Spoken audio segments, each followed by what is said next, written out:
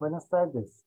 Reciban un cordial saludo de parte del personal del Centro de Investigaciones en Contaminación Ambiental, SICA, de la Universidad de Costa Rica, actualmente designado como Centro de Colaboración del Organismo Internacional de Energía Atómica, OIEA, para la calidad y seguridad alimentaria y ambiental. Según las leyes termodinámicas, el universo se mueve a un estado de máximo desorden. Desde hace muchos años, sin embargo, se reconoce que la vida en el planeta es una excepción a la regla. A este fenómeno se le ha llamado la paradoja de la complejidad. En este seminario, titulado La paradoja de la complejidad y el efecto mariposa en ingeniería de biosistemas, el doctor Carlos Rojas Alvarado nos hablará sobre cómo es que se expresa tal paradoja, cuál es su relación con el efecto mariposa y por qué dentro de un marco de trabajo de ingeniería de biosistemas, la biocomplejidad puede ser la clave para diseñar soluciones compatibles con las leyes naturales, que incluyen el bienestar de nuestra especie. El doctor Rojas obtuvo sus títulos de pregrado y grado en biología en la Universidad de Costa Rica y luego su preparación de posgrado en la Universidad de Arkansas bajo la tutela del doctor Steven L. Stephenson, especialista mundial en amebas mixogástricas. Durante los últimos 20 años, su trabajo se ha enfocado en evidenciar el vínculo entre la existencia de estas amebas y múltiples variables del entorno para poder ayudar a parametrizar la existencia de la vida en la Tierra y con ello aportar a la frontera de la investigación exoterrestre. En el campo de la ingeniería de biosistemas, el doctor Rojas trabaja en el marco de la biocomplejidad con un enfoque con el cual la entropía sistémica se visualiza como una herramienta positiva para aportar soluciones ingenieriles de origen técnico. Al concluir la presentación, abriremos un espacio para hacer preguntas. Para tal efecto, les agradezco que indiquen las preguntas en el chat para transferirlas al expositor. Adicionalmente, quisiera mencionar que es posible que los participantes de este seminario estén transmitiendo desde las casas u otros espacios similares, por lo que pudieran escuchar sonidos ajenos a la presentación en algún momento y que es difícil controlar, por lo que solicitamos las disculpas del caso y comprensión al respecto. Sin más que agregar, le doy la palabra a Carlos. Bienvenido y muchas gracias por aceptar la invitación a participar en este espacio. Adelante. Muchísimas gracias a Juan por invitarme acá y pues gracias a las personas que están acá, que están unidas.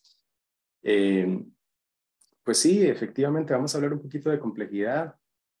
Vamos a intentar hablarlo desde una perspectiva lo más simple que podamos. Yo sé que es como irónico decirlo de esta forma, pero vamos a ver cómo nos va.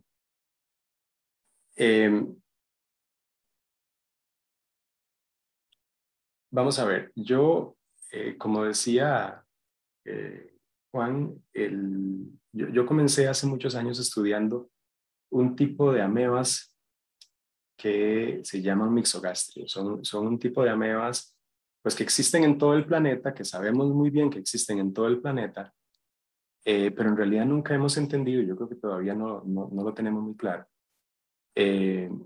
por qué existen, dónde existen y cuáles son las fuerzas ecológicas o evolutivas pues, que determinan como esos patrones de existencia. Entonces, cuando yo comencé hace muchos años como estudiante, a mí me dijeron que más o menos así era como se distribuye la riqueza de especies de estas amebas en el hemisferio norte. Y básicamente, de la forma más simplista, me decían que los trópicos eran menos pobres, menos ricos, perdón, más pobres en número de especies que otras latitudes y que más o menos entre 30 y 40 grados de latitud norte era donde pues se daba ese pico, digamos, en el número de especies. Y que después, un poco más al norte de esas latitudes, pues haya una estabilización, digámoslo así, de la riqueza de especies, pero que básicamente, de la forma más sencilla, se podía ver un patrón en el cual los trópicos eran menos ricos en número de especies que las zonas templadas en este caso. Y eso, desde el punto de vista biológico pues representaba una de las excepciones a la regla, porque en la gran mayoría o para la gran mayoría de organismos en el planeta, el patrón es el inverso. Es decir, los trópicos pues son mucho más ricos en especies y las zonas templadas pues tienden a ser menos ricas en esos organismos. Después de 25 años, de nuevo, este patrón fue lo que conversábamos hace 20 y resto de años. Después de muchos años, pues ya sabemos que el patrón es más complejo de lo que evidenciábamos en ese momento.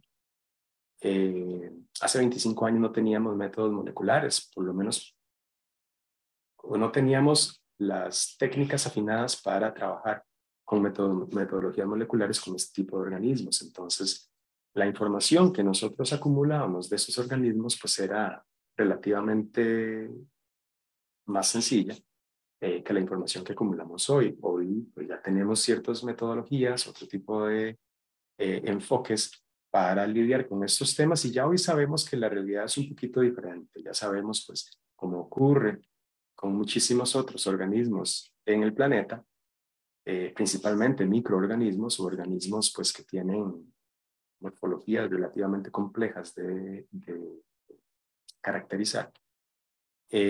La diversidad de especies o la riqueza de especies es mucho más grande que la que concebíamos en su momento. Entonces hoy ya sabemos pues que el panorama es un poco más complejo, ya sabemos pues que depende de las características moleculares que estemos hablando, de lo que nos estemos enfocando, pues en realidad hay diferentes panoramas, hay algunas especies que son evidentemente más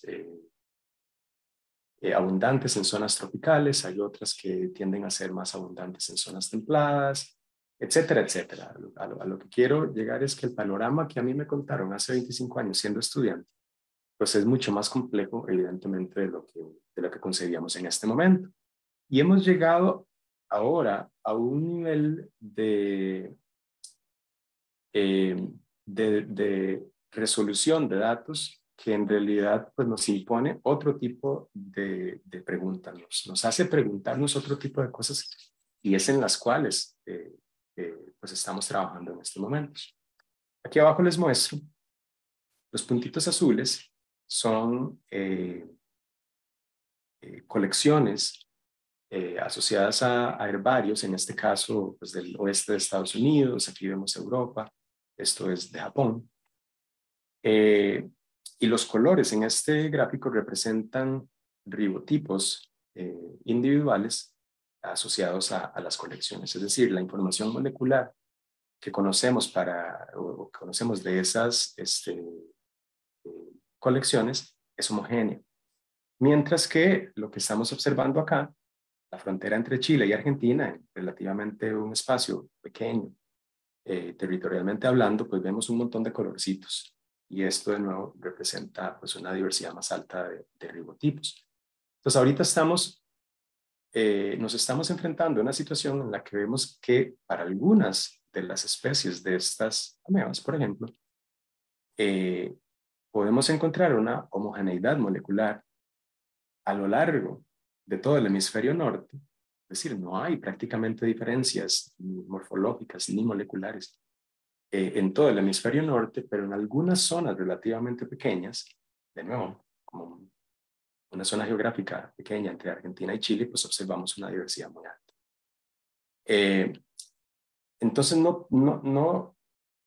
todavía no logramos comprender cuáles son estos patrones, de nuevo, fuerzas ecológicas o evolutivas, pues que crean este tipo de patrones. ¿Por qué en el hemisferio norte sucede algo? ¿Por qué en el hemisferio sur sucede algo completamente diferente? Lo que quiero decirles es básicamente que el grado de complejidad con que observamos este patrón sencillo ahora, pues es completamente diferente. No les quiero decir que tenemos un patrón como este, que es de nuevo el que se asumía o se asume para un montón de otros organismos, principalmente organismos macroscópicos, pero sí tenemos una certeza de que el patrón original que hablábamos pues hace 20, 25 años, pues nada que ver, digamos que era algo meramente ficticio, era con lo que trabajábamos en el momento, pero de nuevo, al aumentar capas de información y al aumentar la resolución con la que hacemos los análisis, aumentó la complejidad de los análisis,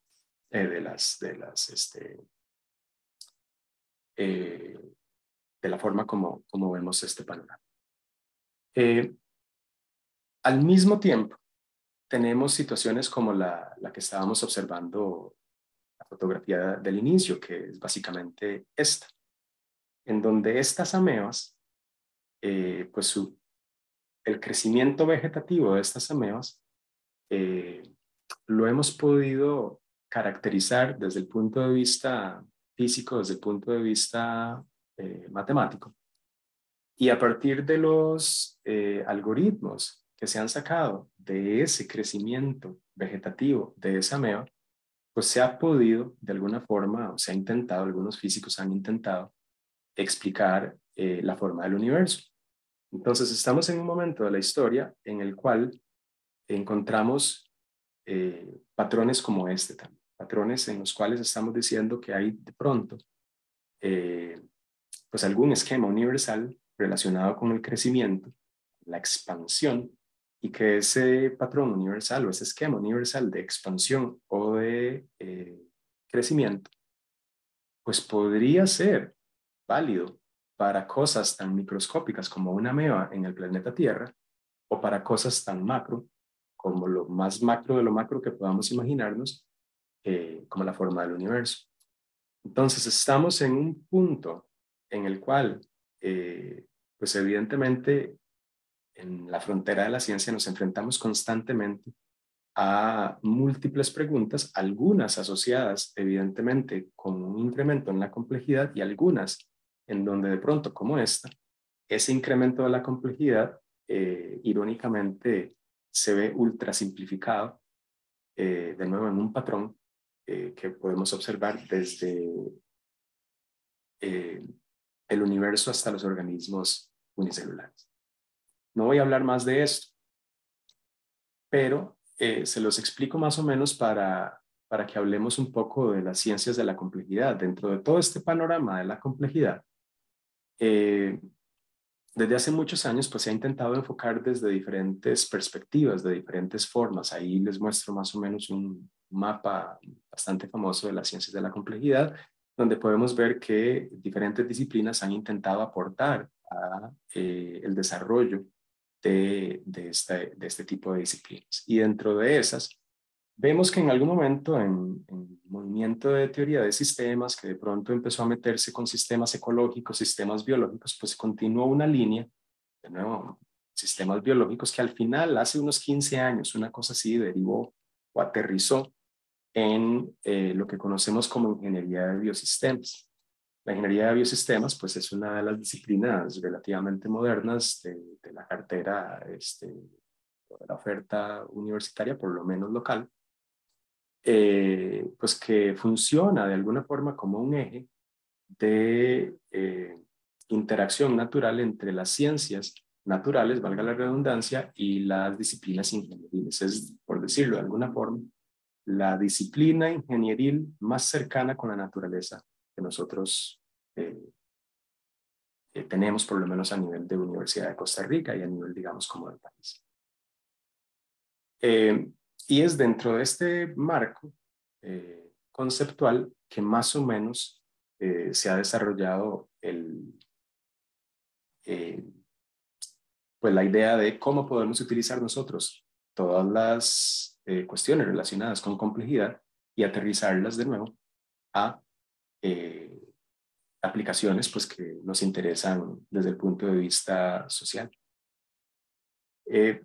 No voy a entrar mucho en detalle con esto, pero bueno, para aquellos que no conocen mucho del tema, en las ciencias de la complejidad, pues hacemos una separación clara, una definición, digamos, clara de lo que consideramos como complicado y complejo.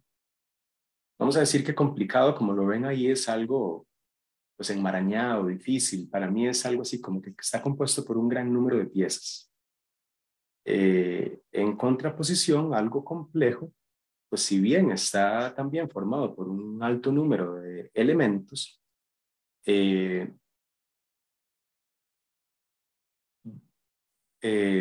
vamos a decir que estos elementos pues tienen una conformación unitaria, conforman una unidad de una forma diferente a lo que vamos a considerar como elementos complicados. Para ponérselos de una forma más clara, podemos pensar en un avión, por ejemplo. Un avión está compuesto de múltiples sistemas mecánicos, sistemas hidráulicos, sistemas eléctricos, sistemas de comunicación y evidentemente pues sistemas aerodinámicos que son los que nos permiten movilizarnos. Y cuando pensamos en un avión, en realidad, si bien entendemos que hay una interacción entre todos estos sistemas y entre los componentes de los sistemas, pues es también relativamente evidente entender que los sistemas son parte, ¿verdad? O sea, que lo que esperamos cuando el avión está volando es que todos los sistemas estén funcionando al unísono y de alguna forma, de forma integrada, pero podemos entender que los sistemas son individuales y que de alguna forma en el vuelo, digamos que es donde están interactuando. A la misma vez podríamos decir entonces que la turbulencia, por ejemplo, pues sentimos cuando vamos en un avión, podría ser un ejemplo de un caso complejo. Si bien también está formada por múltiples elementos relacionados con sistemas, hay un sistema de movimiento de fluidos en la Tierra, hay un sistema también climático que tiene efectos a nivel local, tenemos pues ciudades o diferentes usos de la tierra que también de alguna forma digamos que tienen o pueden tener un efecto sobre la formación de bancos de aire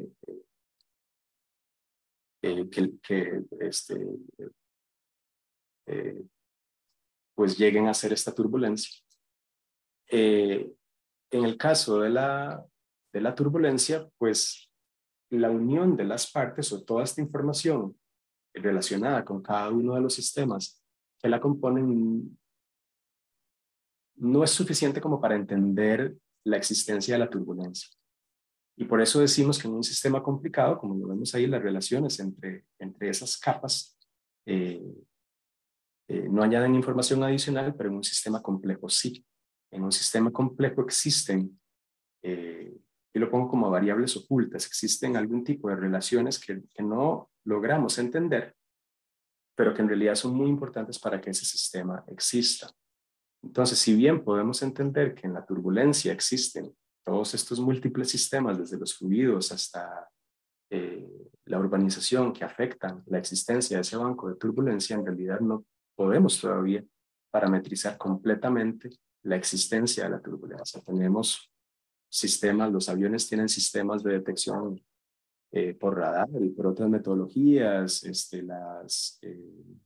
las torres de control tienen también lo mismo, los sistemas meteorológicos de cada uno de los países aportan también información para poder entender dónde existen estos bancos de turbulencia, pero aún con todo lo que tenemos, pues el avión invariablemente de vez en cuando se va a encontrar con uno de estos sistemas de turbulencia y es donde los pilotos pues van a tener que usar su experiencia para lidiar con ello. Entonces, la diferencia entre un sistema complicado y uno complejo es que el sistema complejo tiene ciertas características que de alguna forma lo que hacen es que la interacción entre los componentes del sistema logre generar algún tipo de respuesta que no necesariamente podamos entender a partir de la comprensión de los sistemas individuales. Desde el punto de vista de sistemas complejos, hay un montón de características de estos sistemas, pero vamos a aterrizar 3 características que para mí son importantes y que son medulares en la comprensión de sistemas complejos. Típicamente los sistemas complejos no muestran comportamientos lineales.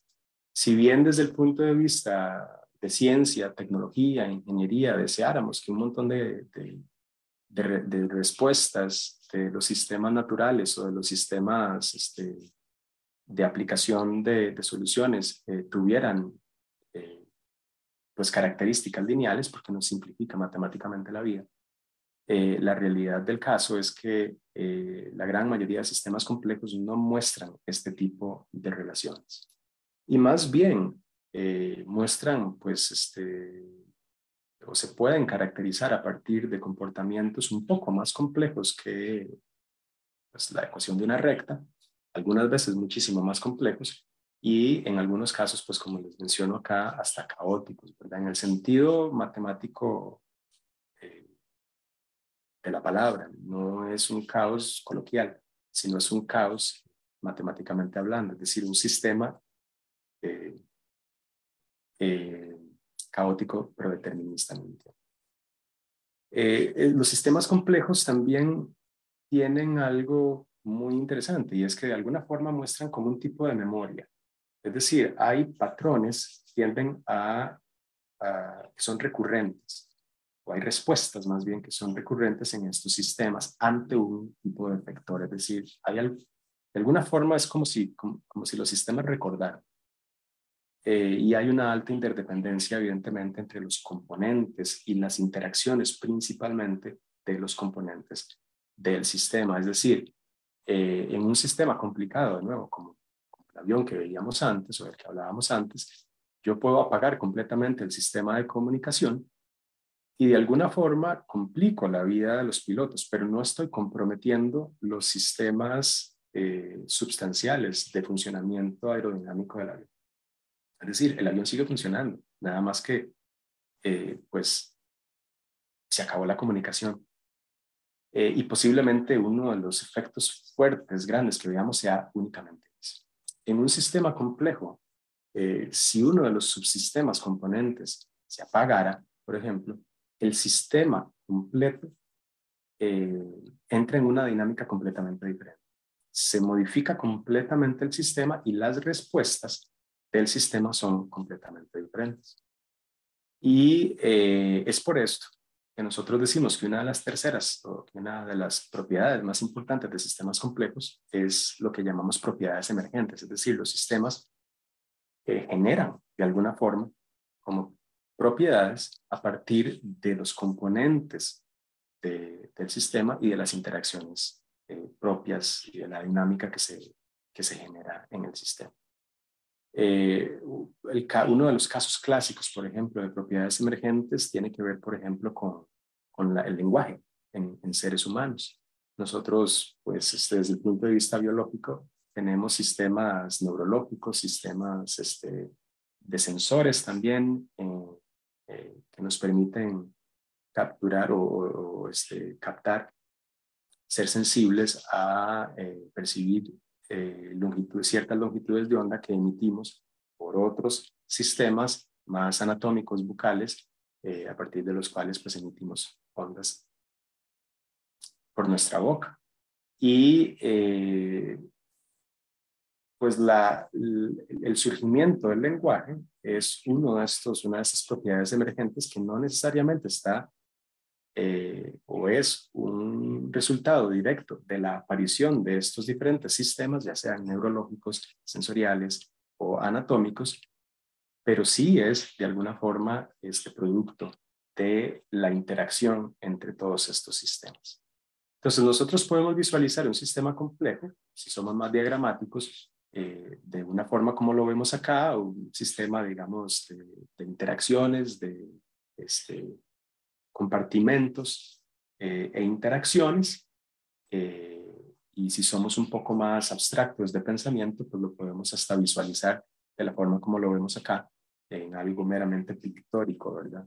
Un sistema complejo puede ser perfectamente una cuestión relacionada con vías metabólicas, con proteómica, con expresión genética o cosas de estas. O también, evidentemente, un sistema complejo puede ser algo a otra escala, a otro nivel de organización, por ejemplo, como un ecosistema, en este caso, es muy particular de Costa Rica, el río Celeste, o como algún tipo, digamos, de ecosistema de alguna forma intervenido, ¿verdad? Donde nosotros hemos intervenido este sistema para recrear de alguna forma lo que vemos en la naturaleza, o, digamos, el extremo, por lo menos en esa escala de lo natural a lo artificial, de la forma como la mayoría de los seres humanos lo caracterizamos, el extremo pues sería un ecosistema completamente antropogénico, como las ciudades.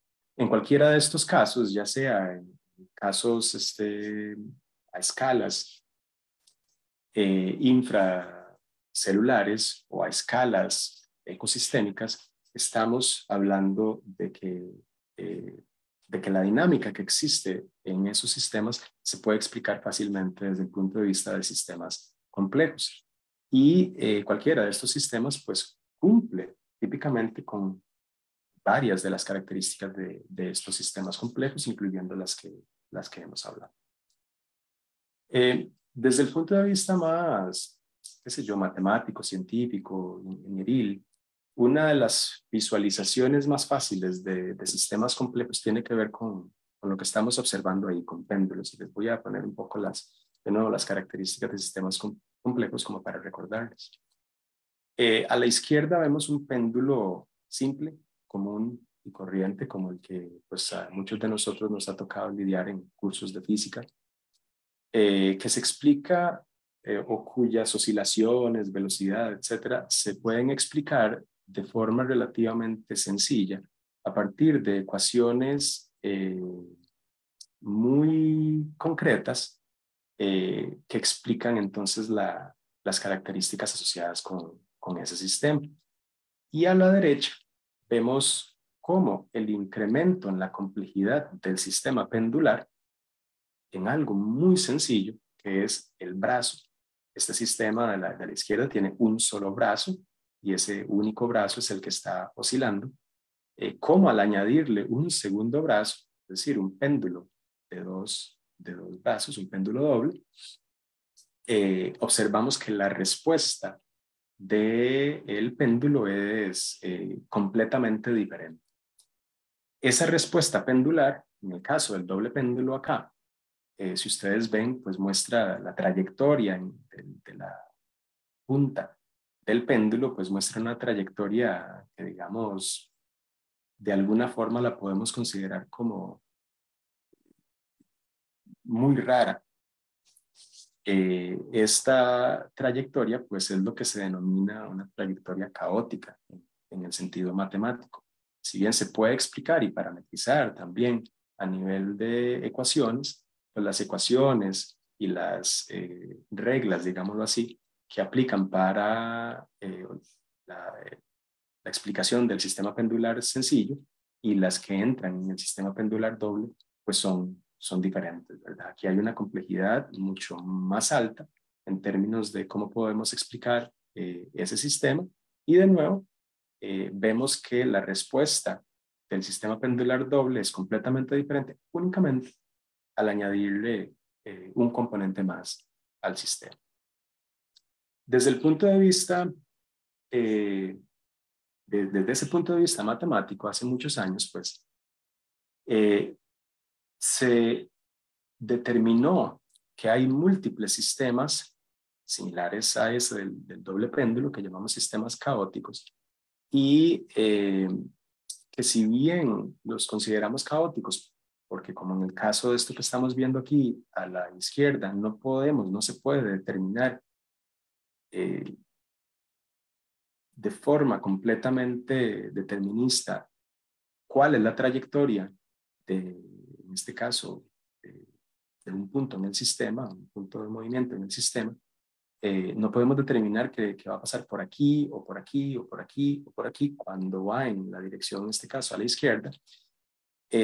Sí podemos definir un área o un volumen, si lo vemos desde el punto de vista tridimensional, en el cual, o a través del cual, es que esa trayectoria se va a mover. Es decir, no podemos determinar qué va a pasar por aquí, en la segunda oscilación, o por aquí, o por aquí, o por aquí. Pero sí podemos de alguna forma determinar el área o el volumen alrededor del cual es que esa oscilación va a ocurrir. Entonces, en este tipo de sistemas, de nuevo, si bien no podemos explicar completamente la respuesta del sistema, sí podemos entender como los límites del sistema, de alguna forma, y los límites que están asociados con esas respuestas en algún momento a esto o a este tipo de visualizaciones, o a esta en particular, pues se determinó que como convergen de alguna forma alrededor siempre de un punto medio, a ese punto se le llama un atractor, y decimos que los sistemas complejos entonces típicamente tienen algún tipo de atractor, en este caso lo estamos visualizando como geométricamente, y pues de nuevo en este caso en particular a este atractor y a esta respuesta de este sistema, pues alguien pensó que se parecía a una mariposa y a eso se le llama el sistema de mariposa o el atractor de mariposa de Lorentz. Entonces, en el marco de esta teoría de sistemas y de la teoría del caos, el efecto mariposa es esta idea de dependencia, es esta idea de que las condiciones iniciales realmente definen de forma muy particular la trayectoria del sistema. Es decir, dependiendo de esas condiciones iniciales es que la trayectoria va a ser por aquí o por aquí o por aquí o por aquí o por aquí. Entonces el efecto mariposa es esta idea de que los sistemas complejos, además de las propiedades que vimos antes, también son increíblemente sensibles a las condiciones iniciales en las cuales el sistema inicia. Y que con variar algo muy pequeño en las condiciones iniciales del sistema, nosotros pues podemos tener una respuesta completamente diferente. Desde el punto de vista más coloquial, ustedes posiblemente han visto o han escuchado el efecto mariposa, pues como esta idea de que el aleteo de una mariposa en una parte del mundo pues puede provocar una tormenta de nieve, un huracán o algún efecto climático fuerte en otra parte completamente del mundo. Y desde el punto de vista de interconectividad de todos los sistemas, pues de alguna forma digamos que entendemos pues que esto es metafórico, pero que sí hay una conexión entre el aleteo de una mariposa, pues que hace o genera un efecto de movimiento de fluidos muy localizado, en el caso del aire, pero bueno, la tormenta del otro lado pues también está relacionada con el movimiento de fluidos a nivel planetario, ¿verdad? Entonces de alguna forma digamos, pero bueno, lo visualizamos más metafóricamente. Bajo toda esta idea de sistemas complejos, la famosa paradoja de la complejidad tiene que ver con que según la segunda ley de la termodinámica, pues todo el universo va hacia un estado de máximo desorden. Hay un aumento entrópico del sistema. Pero en ese aumento entrópico o en esa visualización que nosotros hacemos de la gran mayoría de sistemas químicos, físicos, asociados con el universo, la vida en el planeta, los biosistemas, los sistemas vivos, parecen más bien minimizar el desorden e ir en la dirección contraria. Es decir, todo pareciera ir hacia un estado de máximo desorden y un aumento entrópico y la vida pareciera más bien como minimizar este desorden o esta entropía. Si bien pues la vida, de nuevo, como la conocemos en el planeta, es que podríamos racionalmente explicarla como un sistema químico realmente enmarcado dentro de leyes físicas donde hay un constante flujo de energía que le permite existir en un estado termodinámico estable. Para mí eso es clave. Si no hay energía, no existe la vida. O sea, concebimos la vida a partir de ese flujo energético planetario.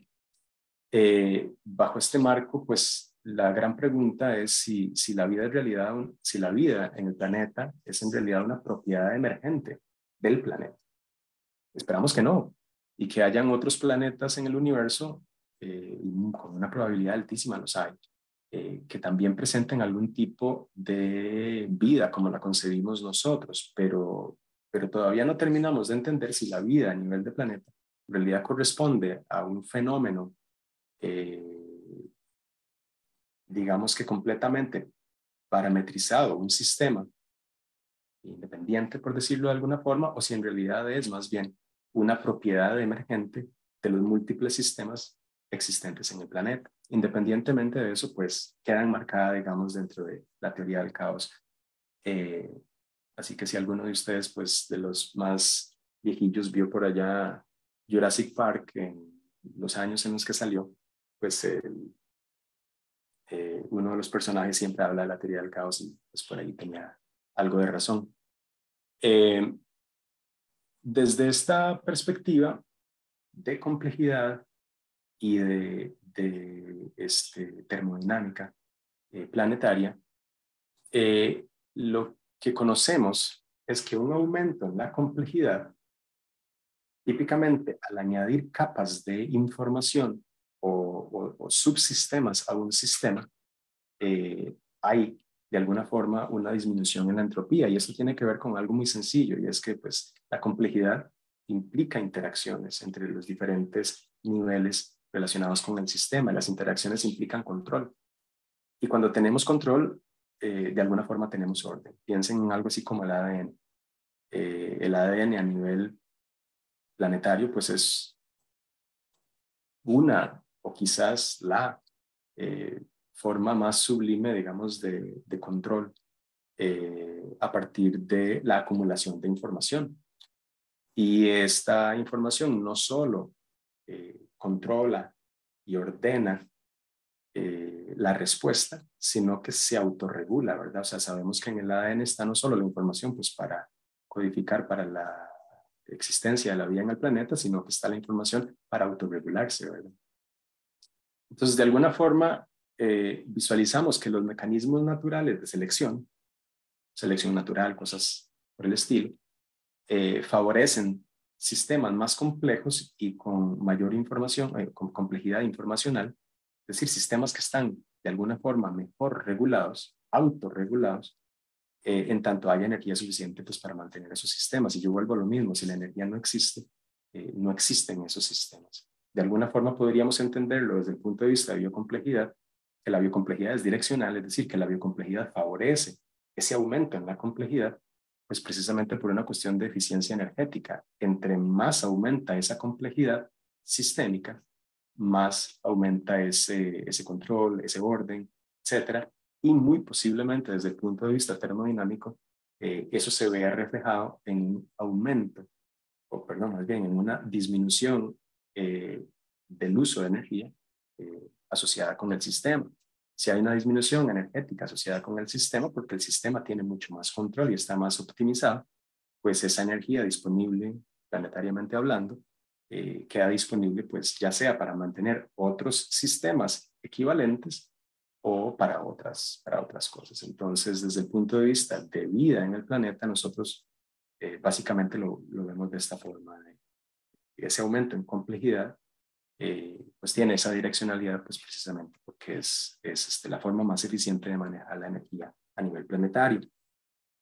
Ya aterrizándolo a lo que nos interesa, que es cómo nosotros podemos utilizar toda esta información para hacer ingeniería, para encontrar soluciones. Yo creo que algo como esto pues es bastante didáctico, es decir, no se trata de necesariamente pues de entender una tabla periódica como un conjunto de bloques unitarios estructurales de, no sé, composición de moléculas y otras sustancias, sino de una forma un poco más compleja en términos de función. Cosas como, no sé, prevenir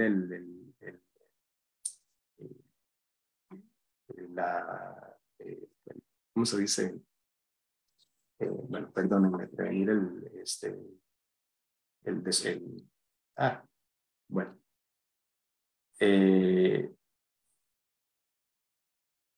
La basura, la generación de basura o cosas como energía.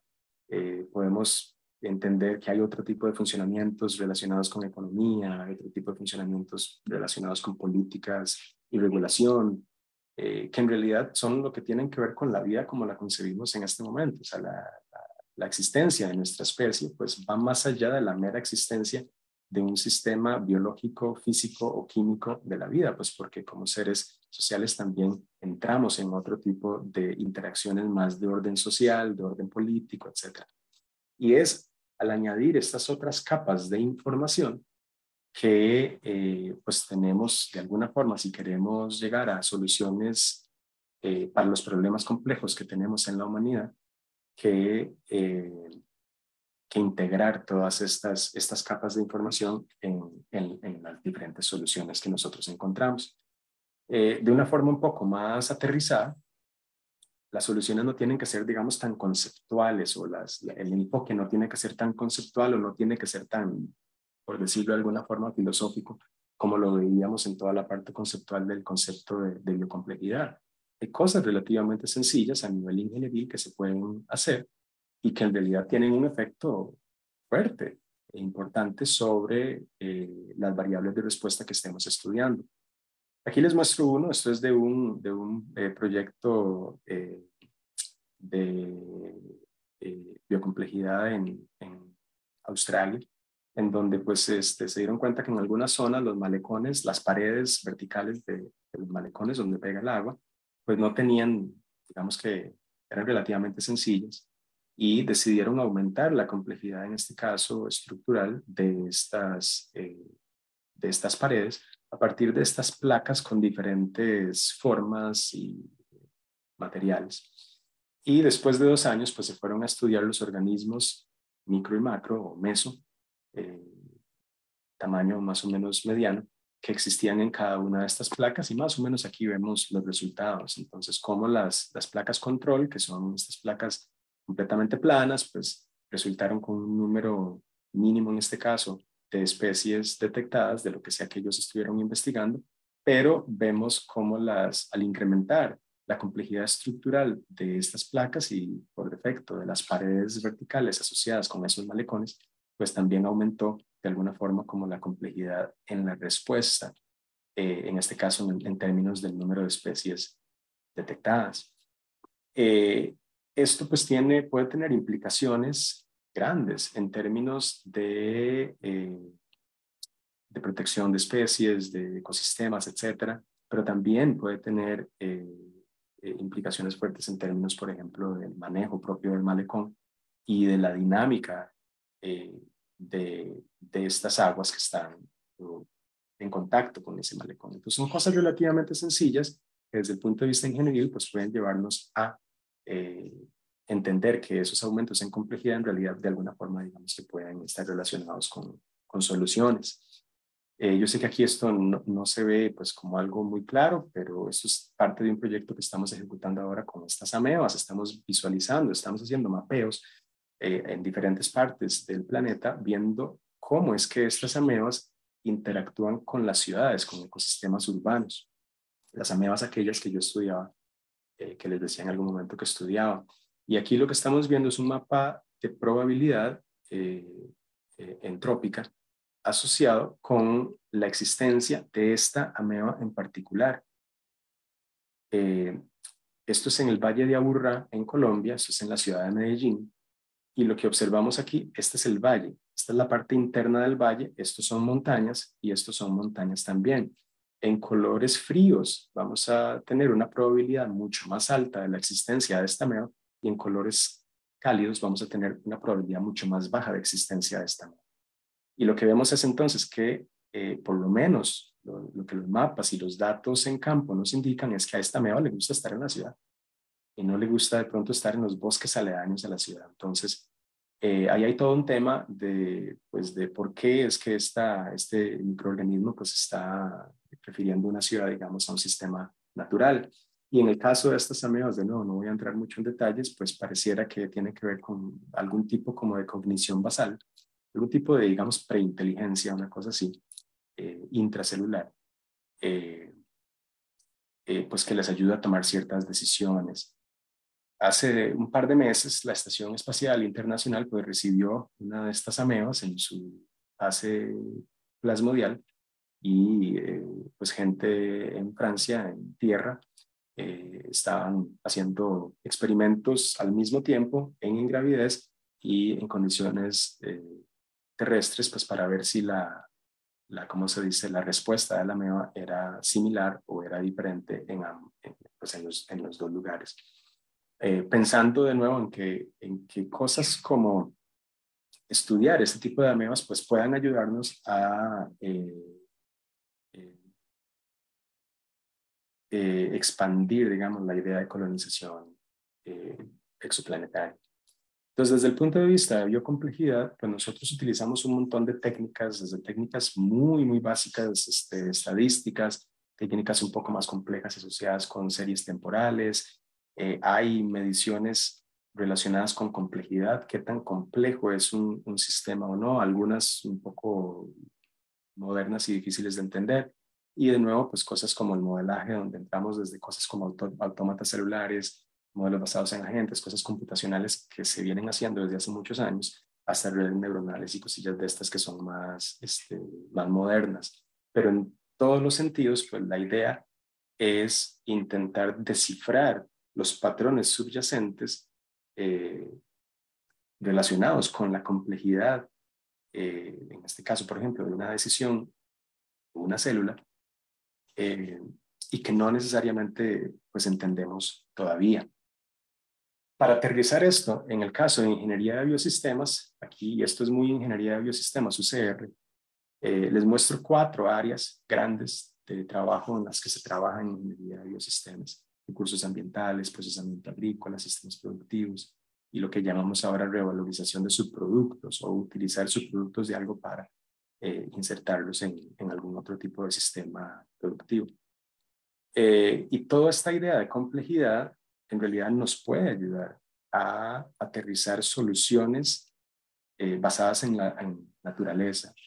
Si pensamos desde el punto de vista de que esta complejidad asociada con la vida en el planeta es un fenómeno natural y es un fenómeno de hecho, que ya sea existe como tal o es una propiedad emergente de una serie de sistemas que existen en el planeta, de cualquiera de las dos formas, pues estamos pensando que la complejidad de la vida en el planeta pues es una solución natural.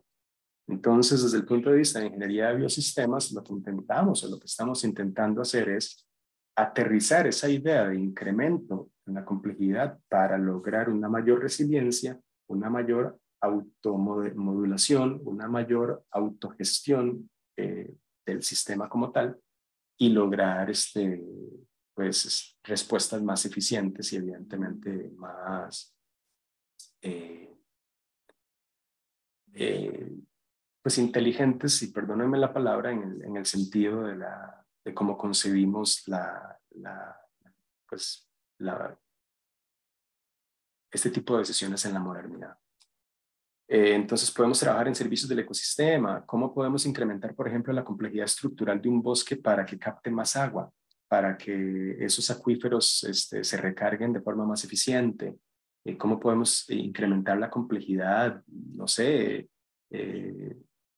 demográfica o la complejidad socioeconómica de un pueblo o de una zona para maximizar por forma el uso de la tierra?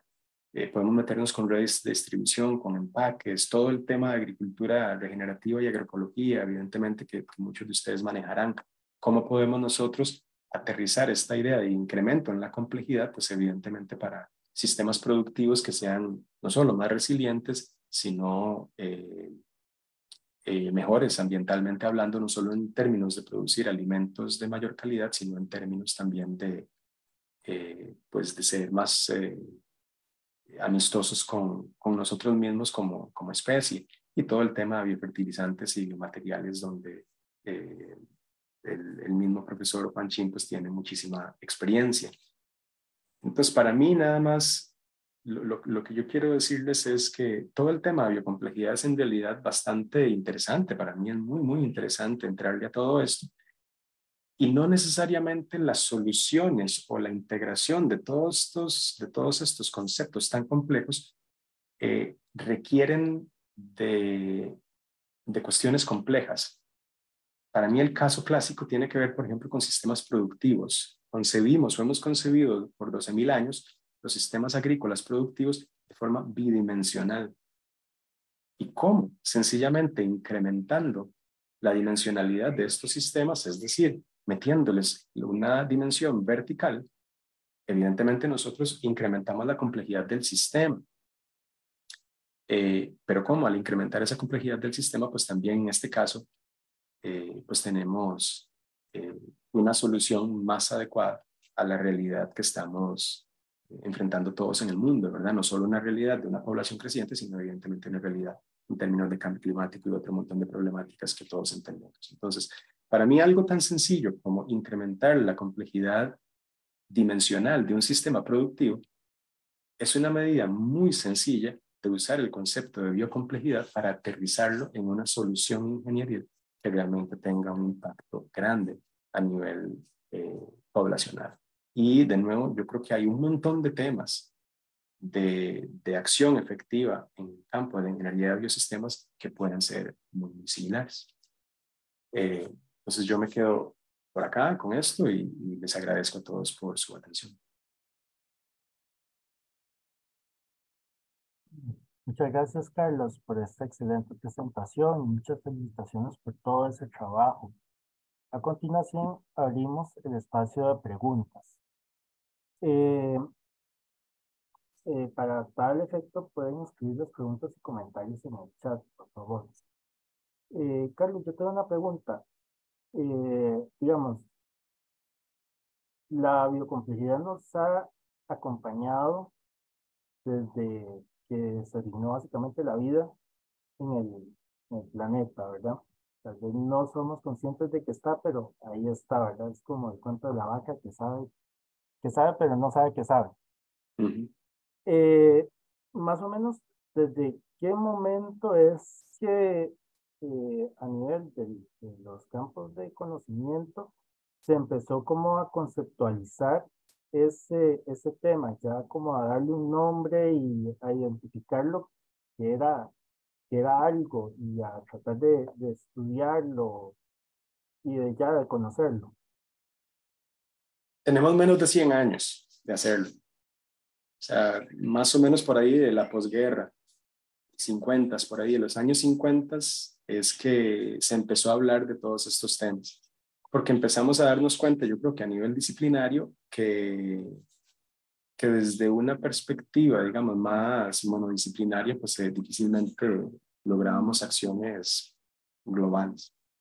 Yo creo que comenzó muy tímido. Más o menos hace 30 años, la Fundación Nacional de Ciencia de los Estados Unidos, pues que tiene mucho poder en las cosas que pasan en investigación en Estados Unidos,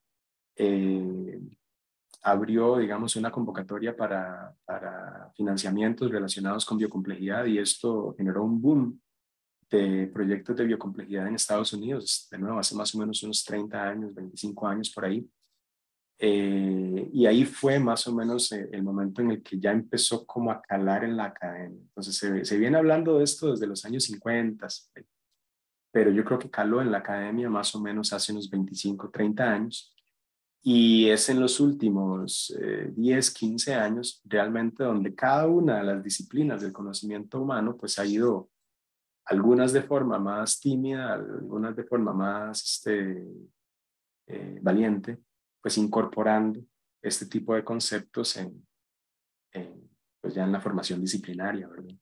Y nosotros aquí en Ingeniería de Biosistemas pues lo incorporamos hace unos 4 o 5 años. Más o menos. Y acá a nivel nacional y más específicamente a nivel de la universidad, ¿cómo, cómo abordan este tema? O sea, ¿cómo se aborda este tema en el ámbito de la carrera y para mostrarle esto, digamos, a los estudiantes? ¿Cómo lo ven ellos? O ¿cómo lo enseñas vos y cómo lo ven ellos? Yo, pues esto todavía no se hace, vamos a ver, de forma tan, no sé cuál es la palabra, digamos, tan integrada, tan holística como de pronto podría ser, por lo menos en la carrera en la que estamos en la Universidad de Costa Rica. Por el momento, esto se circunscribe únicamente al programa de posgrado. Es uno de los temas tangenciales que definen al posgrado en Ingeniería de Biosistemas.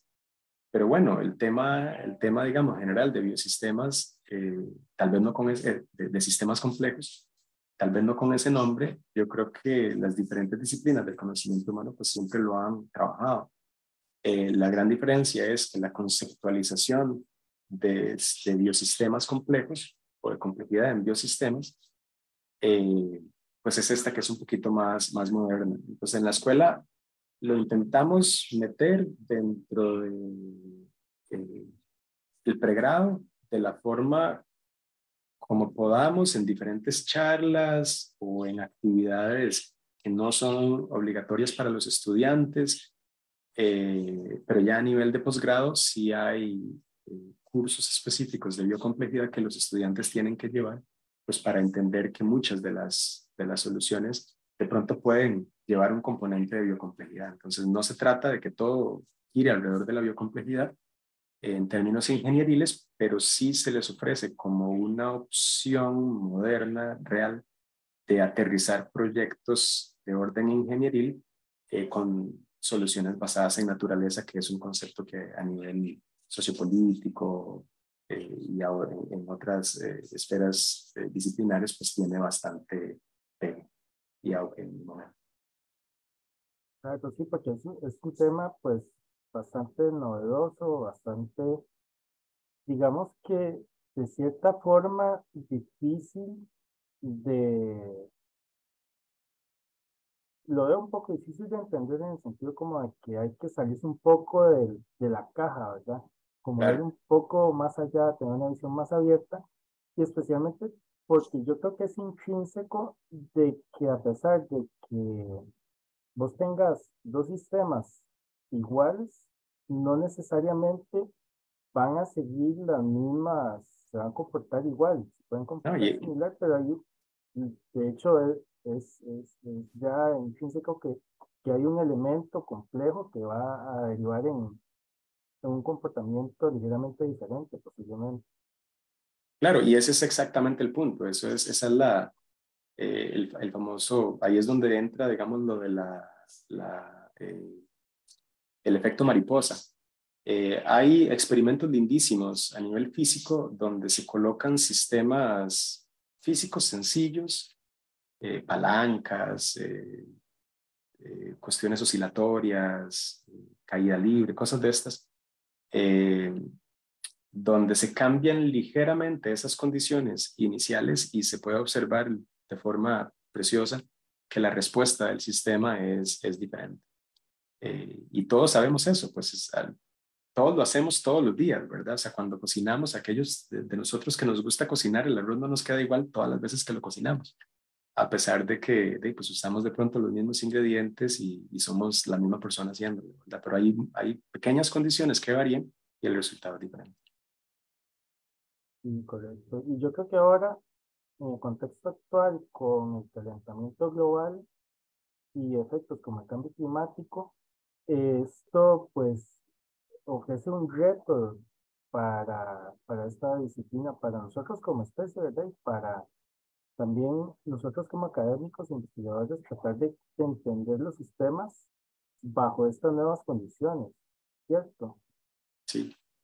Y yo creo que el reto es ese, el reto, el punto es de pronto no tanto enfocarnos en la respuesta particular del sistema, sino enfocarnos como en ese rango de opciones o en ese volumen, digámoslo así, si lo vemos de forma tridimensional, de opciones de respuesta que el sistema puede generar, ¿verdad? Es a partir del entendimiento de ese rango de variabilidad de respuesta que nosotros podemos de alguna forma eh, entonces entender las diferentes posibilidades, ¿no?, de respuesta que puede tener una acción particular, ¿verdad?